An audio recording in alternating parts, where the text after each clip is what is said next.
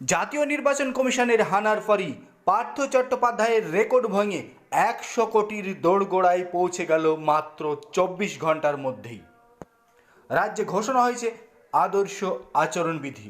এরপর থেকে একাধিক উল্লেখযোগ্য পদক্ষেপ গ্রহণ করেছে কমিশন। পঞ্চায়েত ভোটে গোটা বাংলায় উড়েছে টাকা। এবার লোকসভা ভোটে যাতে সেই সুযোগ নিতে না পারে শাসক থেকে বিরোধী কোনো দলই, তার জন্য কমিশন যথোপযুক্ত পদক্ষেপ প্রথম থেকেই করেছে। কিন্তু এবার দেখা গেল প্রায় 100 কোটির কাছে মদ মাদক নগদ মিলিয়ে উদ্ধার করল কমিশন এবং বাজেয়াপ্তও করল তারা। লোকসভা নির্বাচনের নির্ঘণ্ট ঘোষণায় চারিদিকে মাথায় হাত অনেকেরই। গত 1 মার্চ থেকে বাংলায় মদ মাদকের পাশাপাশি নগদ বাজেয়াপ্ত হয়েছে। সেগুলি মিলিয়ে বাজেয়াপ্ত সামগ্রীর পরিমাণ দাঁড়িয়েছে 100 কোটির কাছাকাছি, যা পার্থ চট্টোপাধ্যায়ের রেকর্ডকেও মুহূর্তে ভেঙে চুরমার করে দিল।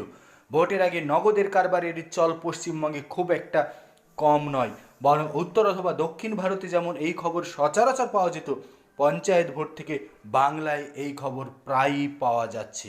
আর ওত পেতেছিল কমিশন। সুযোগ বুঝেই একাধিক জায়গায় হানা দিয়ে মদ মাদক সহ প্রায় 100 কোটি টাকা নগদে উদ্ধার করল জাতীয় নির্বাচন কমিশন। কার্যত মাথায় হাত রাজ্যের শাসক দলেরও, কারণ নবান্নের কর্তাদের বারবার সতর্ক করেছে কমিশন, রাজ্যে যেন অবৈধ কোনো কারবার না চলে, বিশেষ করে লোকসভা নির্বাচনের মধ্যে। কিন্তু কে শোনে কার কথা?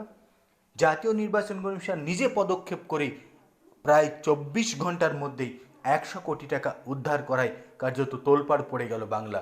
এবার আরও নড়ে চড়ে বসতে চলেছে কমিশন, কড়া পদক্ষেপ করে কার্যত নাকানি চোবানি খাওয়াতে চলেছে শাসক এবং বিরোধী রাজনৈতিক দলকে।